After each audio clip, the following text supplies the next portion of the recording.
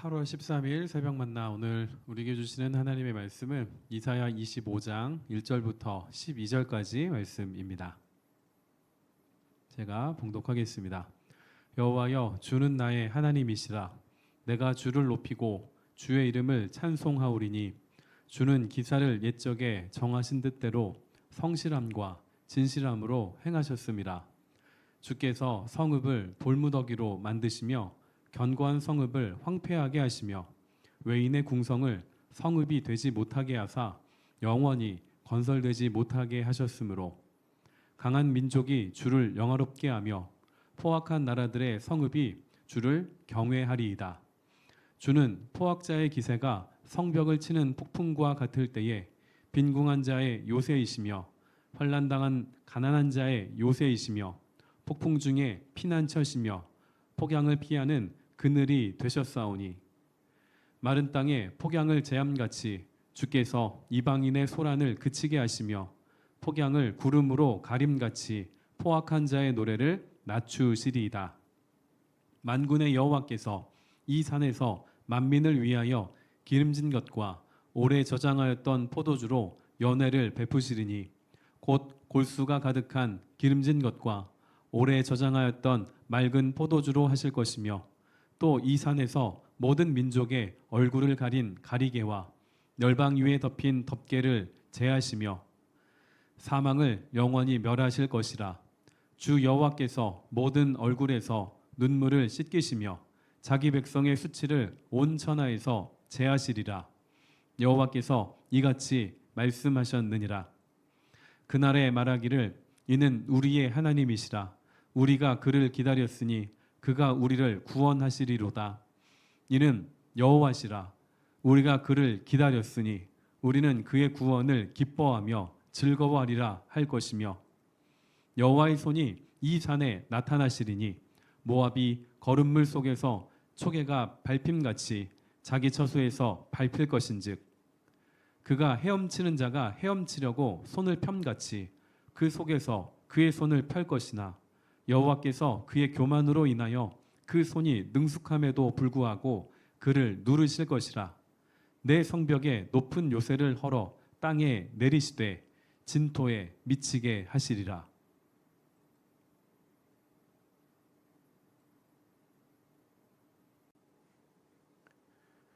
오늘은 소문의 낙원이라는 제목으로 말씀을 나누겠습니다. 오늘 설교 제목은 올해 초에 악묘가 발표한 노래 제목이기도 합니다. 이 노래를 들어보신 분들이 계실지 모르겠는데요. 노래를 들어보시거나 아니면 뮤직비디오를 한번 보시면 노래나 뮤직비디오에 하나님, 구원, 성경, 십자가 이런 거 등장하지 않습니다. 그렇지만 가사는 이 세상을 살아가는 모든 사람이 추구하는 꿈꾸는 이상적인 그런 모습을 우리에게 말하고 있습니다. 우리 성도들은 말씀을 통해 하나님과 직접적인 교제를 나눌 수 있습니다. 찬양과 또는 기도 아니면 모든 것이 다 포함되어 있는 예배를 통하여 하나님을 경험할 수 있는 것이지요. 그렇지만 하나님을 알지 못하는 사람들은 하나님과 직접적으로 교제를 맺지 못합니다. 그래서 먼저 하나님을 믿고 먼저 예수님을 따라가는 사람들의 그 삶의 모습을 통하여 하나님이 어떤 분이시며 저들이 꿈꾸는 곳, 저들이 가고자 하는 그 소망하는 하나님의 나라가 무엇인지를 알게 됩니다. 우리가 원하든 원치 않든지 간에 우리 의사와는 상관없이 세상의 수많은 사람들은 저와 여러분의 모습을 바라보며 하나님이 이런 분이시구나, 교회가 이런 곳이구나, 저들이 믿고 저들이 꿈꾸며 가고자 하는 곳이 이런 곳이구나, 이렇게 지금도 보고 있습니다. 오늘 묵상 본문을 통해 우리가 생각해 볼 것은 우리가 믿음으로 하나님을 믿고 또한 하나님과 동행하는 삶을 살아간다는 것이 무엇인가, 이것을 살펴보기를 원합니다. 어제 묵상 본문이었던 24장이 마지막 이 최후의 심판의 내용이라면 오늘 묵상 본문인 이 25장은 최후의 심판이 있은 후에 하나님의 백성들이 부르는 승리의 찬가와 같습니다. 마치 요한계시록의 한 부분을 보는 것만 같은 그런 내용이 오늘 묵상 본문에 들어 있습니다. 본문에 나와 있는 이 남은 자들이 하나님을 찬양하는 것도 그렇고, 오늘을 살아가는 이 땅의 많은 그리스도인들이 하나님을 예배하고 찬양하는 것도 맹목적이지 않습니다. 분명한 이유, 분명한 근거가 있기 때문에 하나님을 찬양하고 하나님을 예배합니다. 본문에서 이 승리의 찬가를 부르는 사람들도 마찬가지입니다. 이들에게서 확인할 수 있는 이 찬양의 이유는 세 가지인데요. 첫 번째로 1절에 보시면 하나님의 뜻대로 구원하셨기 때문에 하나님을 찬양합니다. 1절에 보시면 마지막 중반절 이후에 주는 기사를 옛적에 정하신 뜻대로 성실함과 진실함으로 행하셨습니다. 하나님은 하나님께서 세우신 그 뜻을 성실함과 진실함으로 행하십니다. 성실함과 진실함으로 행하셨다라는 이 표현은 하나님이 완전하시다, 이런 의미입니다. 완전하신 하나님은 당신의 뜻을 이 땅에 어떤 영향도 받지 않으시고 그대로 이루십니다.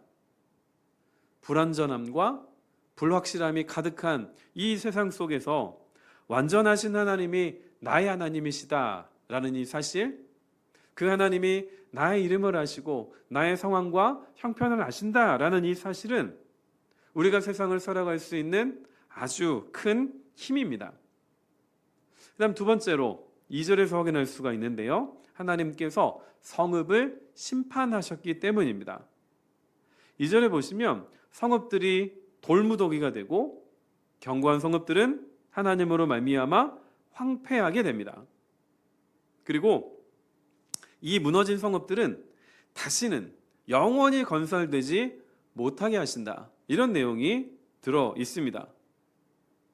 여기 나와 있는 성읍들은 우리가 이미 앞에서 계속 살펴보았던 것처럼 사람들이 만든 곳으로 그 성읍 안에서 약자들을 착취하고 억압하며 또한 다른 성읍을 탈취하기 위하여 전쟁도 불사했던 그런 장소입니다.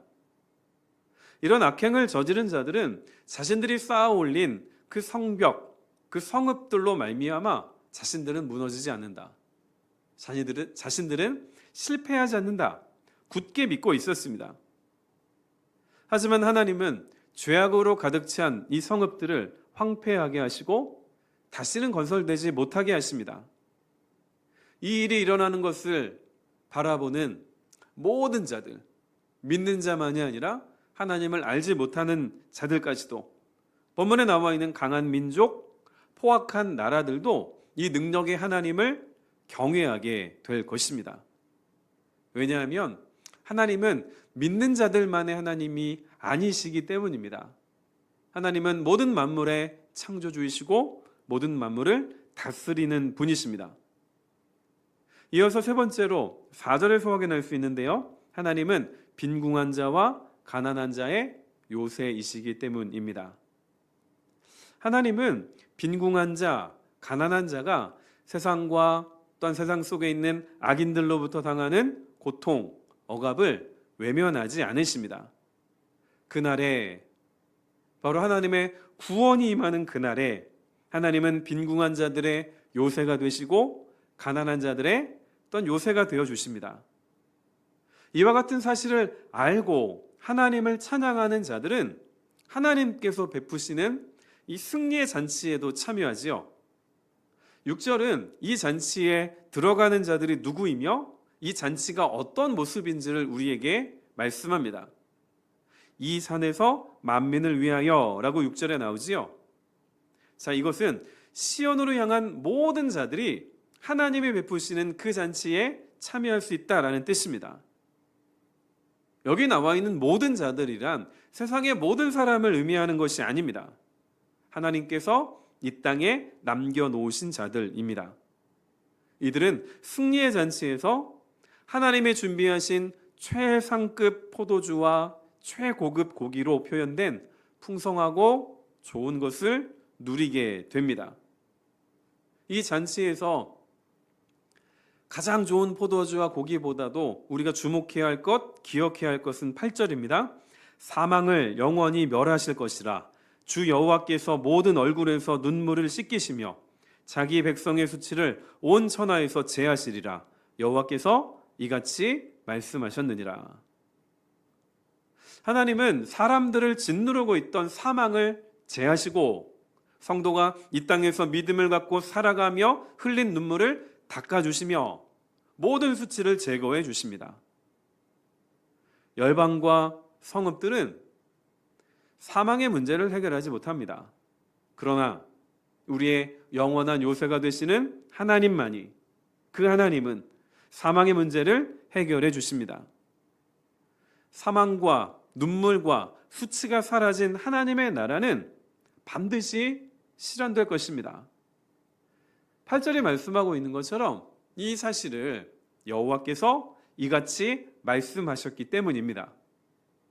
1절에서 나온 것처럼 하나님은 성실하시고 진실하십니다. 한마디로 완전하신 분입니다. 그분이 말씀하신 것은 그래서 반드시 이루어집니다. 자, 여기까지 살펴본 내용은 교인들에게, 이 성도들에게 소망이 됩니다. 우리가 세상에서 믿는 하나님이 완전하신 분이시고 또한 우리가 소망하는 하나님의 나라가 이런 모습이야 라고 우리는 확인하고 또 그 믿음으로 이 세상을 우리가 살아갈 수가 있습니다. 그런데 아직 그 하나님을 알지 못하는 사람들과 또한 세상을 회복하실 하나님 사이에 살아가는 우리는 어떻게 세상으로 하여금 소문의 낙원이 있다라는 것을 알릴 수 있을까요? 본문에서 우리가 확인할 수 있는 것은 두 가지입니다. 그것은 기다림과 공동체입니다. 9절에 보시면 그날에 말하기를 이는 우리 하나님이시라 우리가 그를 기다렸으니 그가 우리를 구원하시리로다. 이는 여호와시라 우리가 그를 기다렸으니 우리는 그의 구원을 기뻐하며 즐거워하리라 할 것이며. 자, 우리는 그날을 기다리며 오늘을 살아가야만 합니다. 여기서 말하는 기다림이란 막연히 기다리는 것이 아닙니다. 하나님과의 인격적인 만남과 교제를 나누면서 기다리는 것입니다. 그래서 이 기다림보다도 먼저 하나님과의 만남, 하나님과의 관계가 먼저입니다.